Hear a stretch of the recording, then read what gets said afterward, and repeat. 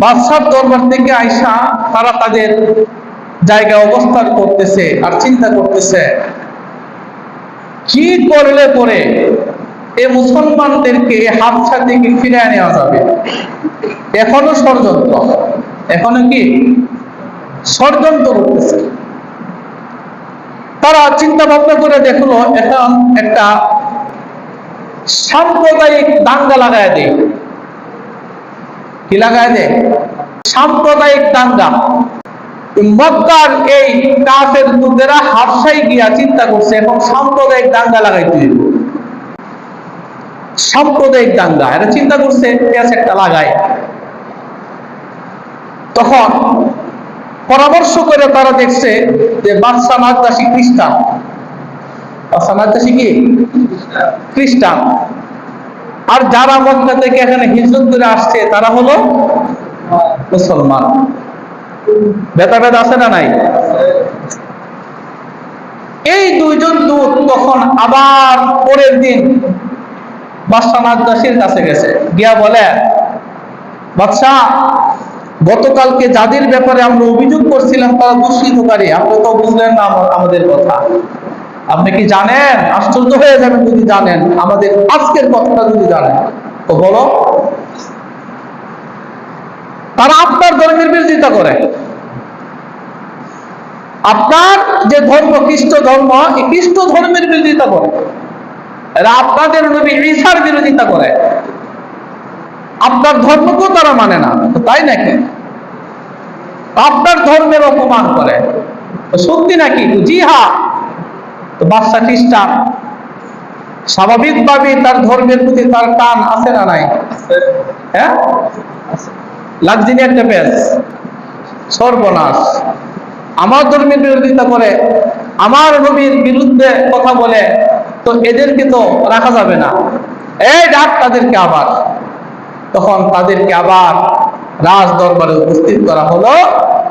জাফর ইবনে আবু তালেব চিন্তা করলেন, গতকালকে তো জবাব একটা দিছিলাম, এখন কি দেব?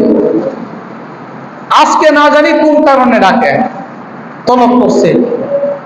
মনে মনে এই চিন্তা করতেছে আর একটা দৃঢ় প্রতিজ্ঞা করছে, জীবনে যাই ঘটুক হকের কথা বাদশার সামনে গিয়ে বলবো, মারা গেলেও কোনো চিন্তা নাই, কোনো ভয় নাই। বলেন না সুবহান। বাদশার দরবারে ডাকা হলো, জিজ্ঞাসা করলো, তোমরা আমাদের নবী ঈসা সম্পর্কে কি বলো? আমাদের নবী ঈসা সম্পর্কে তোমাদের ধারণা কি? ঈসা আলাইহিস সালামের মা মারিয়াম সম্পর্কে তোমাদের ধারণা কি?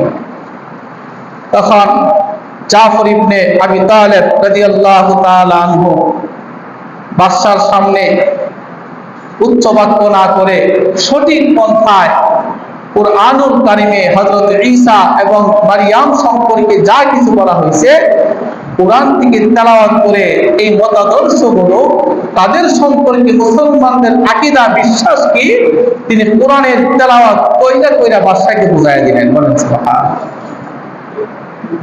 হযরত জাফর ইবনে আবি তালেব রাদিয়াল্লাহু তাআলা আনহু দ্বিতীয়বারে বাদশা নাজদাসীর সামনে গিয়ে কুরআন থেকে তেলাওয়াত করলেন। আল্লাহ তাআলা কুরআনুল কারীমে সূরা মারিয়াম নামে একটা সূরা নাযিল করেছেন। বলেন সুবহানাল্লাহ।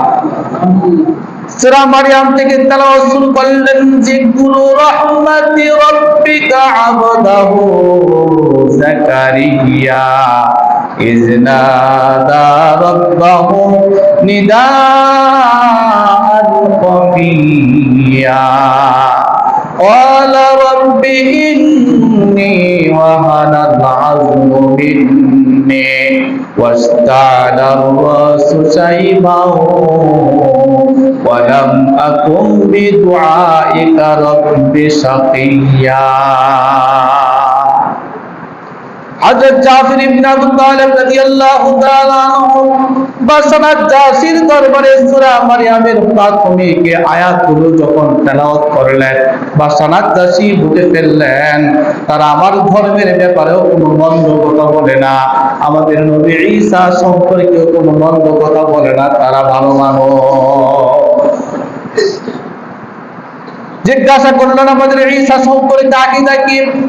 জাফর ইবনে আবি তালেব বললেন, ঈসা ইবনে মারইয়াম আল্লাহ তাআলার একজন পয়গম্বর, আল্লাহর রূহুল কুদুস। হযরত ঈসা আল্লাহর পয়গম্বর এবং নবী। তার মা কুমারী মাতা, তিনি দুনিয়ার কোন পুরুষের স্পর্শ ছাড়া আল্লাহ তাআলা কুদরতের মাধ্যমে মারইয়াম আলাইহিস সালাম হযরত ঈসা পয়গম্বরকে পৃথিবীতে জন্ম দিয়েছেন। এই যে সুন্দরভাবে বাদশার দরবারে যখন এই কথাগুলো উপস্থাপন করলেন, বাদশা এবার তাদের প্রতি সন্তুষ্ট হয়ে গেলেন। এবার জিজ্ঞাসা করলেন, এত সুন্দর সুন্দর কথাগুলো তোমরা কার মাধ্যমে জানতে পেরেছ? মুসলমানেরা, আমাদের নবী ঈসা সম্পর্কে এত সুন্দর সুন্দর কথা কার মাধ্যমে তোমরা জানতে পেরেছো?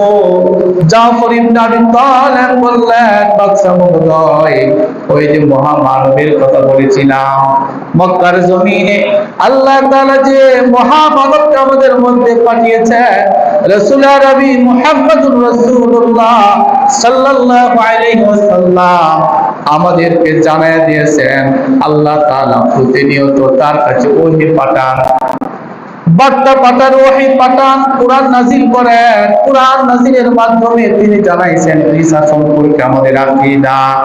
এবার বাদশাহ তাদের প্রতি সন্তুষ্ট হয়ে গেলেন। সন্তুষ্ট হয়ে তাদেরকে সুস্বাগতম সুস্বাগতম বলে তাদের অভ্যর্থনা জানালেন। বলেন সুবহানাল্লাহ।